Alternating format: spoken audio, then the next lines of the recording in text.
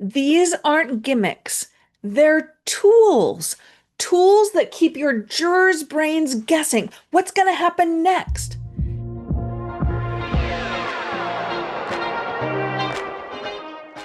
Welcome to the Foster Your Voice podcast with me, Christy Foster. After a 30-year career in music and theater, I never imagined I'd be coaching trial attorneys. But once I entered your world, I quickly realized how critical and underutilized voice is in the courtroom. The truth is, you don't win trials with brute strength. You win with your voice.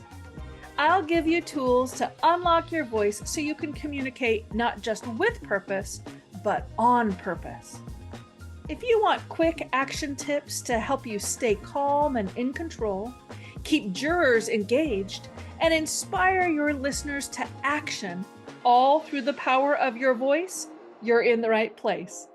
I'm Christy Foster, and I'm here to help you foster your voice. Hello, Foster fam. So glad to have you tuned in today. We're going to be talking about patterns, and I kind of geek out about the neuroscience of learning. How do jurors learn? How can you increase the chances of people really being able to physically hear your message and then do something with it? Before we get into that, though, I just want to remind you about a couple of things. You're not stuck. When it comes to your voice and how you communicate, you can change your default settings. They're not carved in stone. They are simply a set of behaviors. Your voice, behaviors that have been practiced so much that they feel intrinsic and just how you were made. But your voice, like any other habit, is made up of a set of behaviors. If you don't like those behaviors, if you don't like feeling like you're monotone or that you can't get the authority and gravitas you need for the courtroom, or that you can't cut through and be heard, if you don't like any of that, you can change them by learning a new set of behaviors and practicing them until they become a habit. Your personality can be approached the same way. You weren't just born shy or born gregarious. You just practiced a set of behaviors that became a habit early on. You probably weren't even aware of it, but you can be aware of it now. You're not stuck. And you can ask yourself, what behaviors do confident people do? If you recognize that people who seem confident regularly stand a bit taller, have a calm control of their body, meaning they're not super fidgety, speak slow and clear, and are able to project, well, then those are the behaviors that you need to practice. You're good at being shy because you have practiced shy behaviors your whole life. So start practicing a new set of behaviors to develop new personality shifts, new vocal shifts. But when I say practice, I mean do this in the privacy of your own home or in your car by yourself first. Just get comfortable standing taller while you brush your teeth. Practice sitting still at your desk instead of bouncing your knee. Channel that frenetic energy and develop some focusing tools. This is low stakes practice. You don't just suddenly become something different or have a new set of skills simply because you declare it. That's just not how learning works. That's not how meaningful change happens. You have to patiently build neural pathways and new muscle memory. But you can. You can. You're not stuck. And I'd love to help you. Just reach out through email at christy@fostervoicestudio.com. I'd love to be part of your vocal growth, part of your leadership growth, and part of your impact growth. Hey, real quick, if your jurors look confused when you say liability, standard of care, or damages, they're not tuning out because they don't care. They're tuning out because they don't speak law.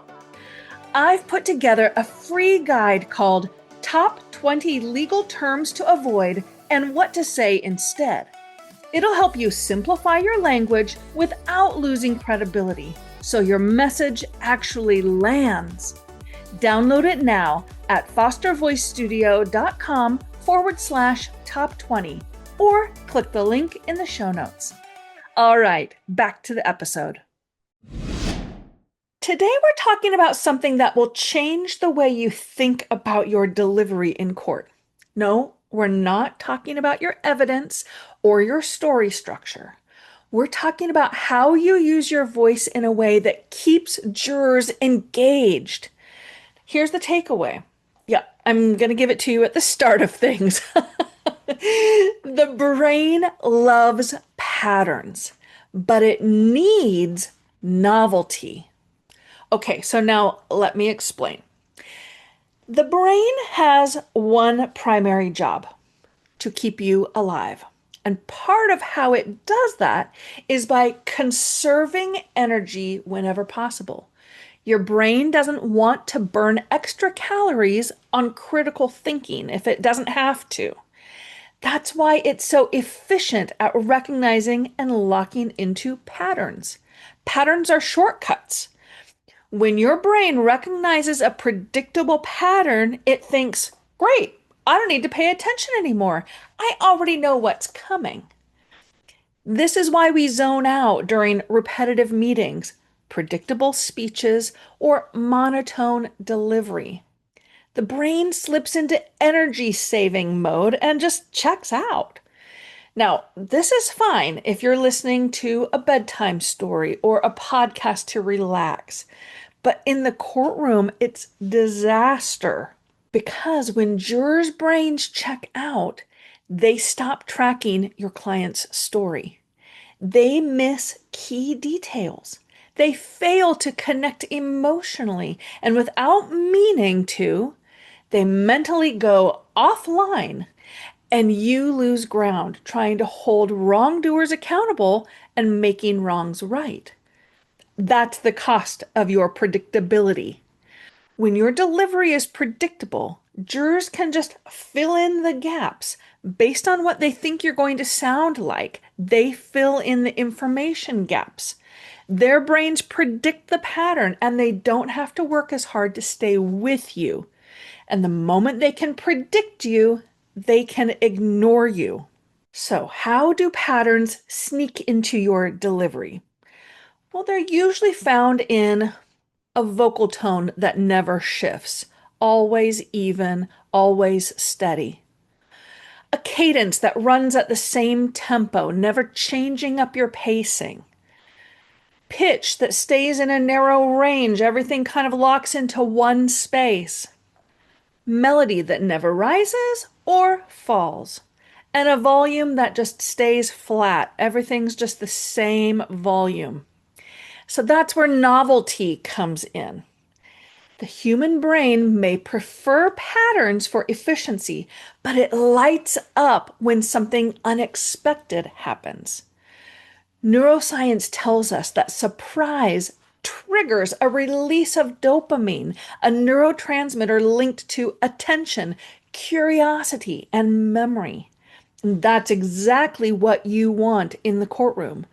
Jurors whose attention is captured, whose curiosity is piqued, and whose memory is being primed to hold onto your message. So, how do you do it? You disrupt the pattern. You create intentional, surprising moments. Maybe it's a sudden change in volume, speak louder with urgency, or softer to draw people in. A vocal shift, popping into a different range or brightening your tone. A dramatic pause, letting silence do the heavy lifting. A change in rhythm, slowing down suddenly, or leaning into a phrase with punchy cadence. These aren't gimmicks, they're tools. Tools that keep your jurors' brains guessing what's going to happen next. And that curiosity keeps them engaged with your case. Now, I hear this from attorneys a lot. But Christy, what if I sound cartoonish? What if I'm too dramatic? And here's the good news.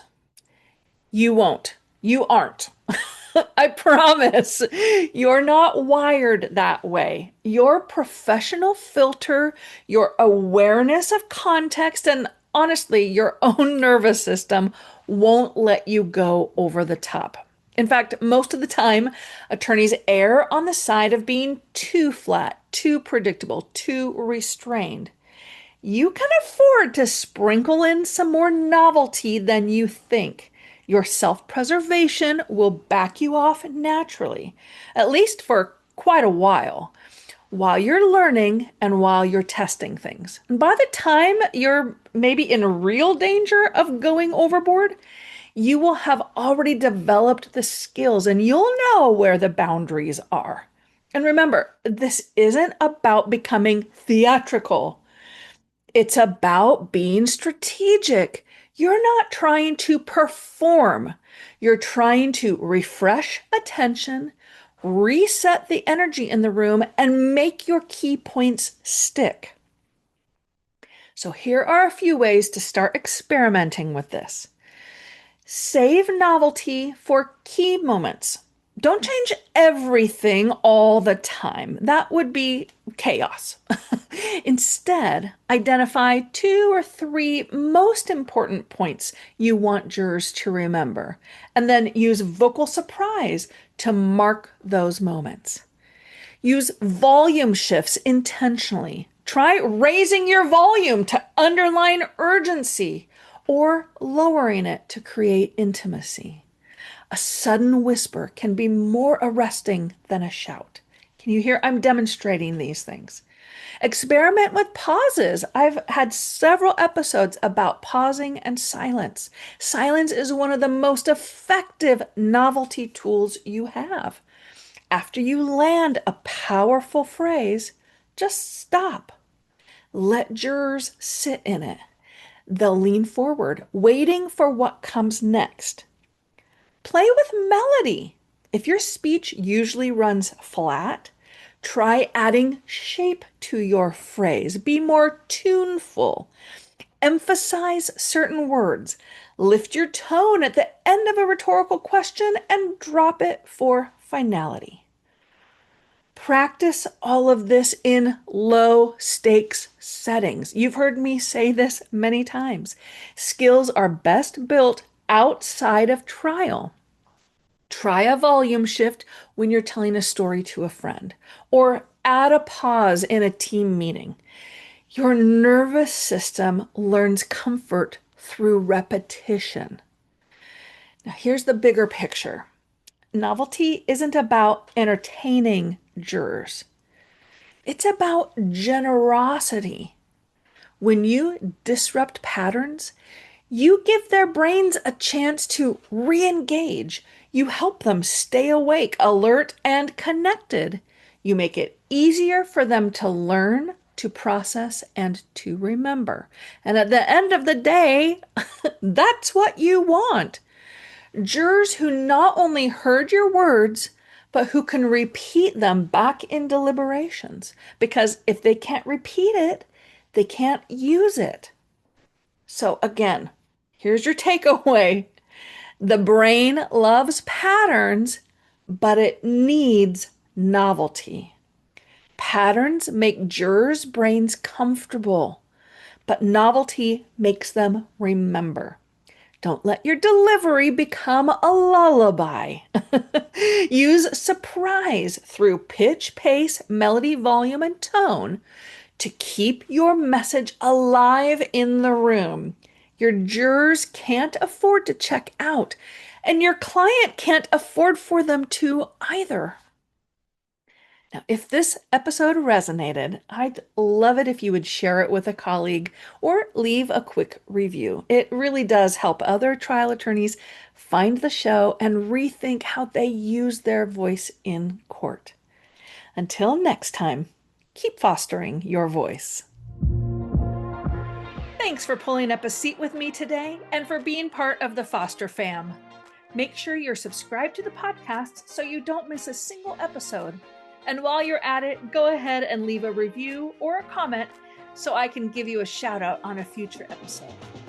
During the week, you can find me on Instagram at Foster Voice Studio, where I'm dropping little nuggets of vocal technique and leadership wisdom.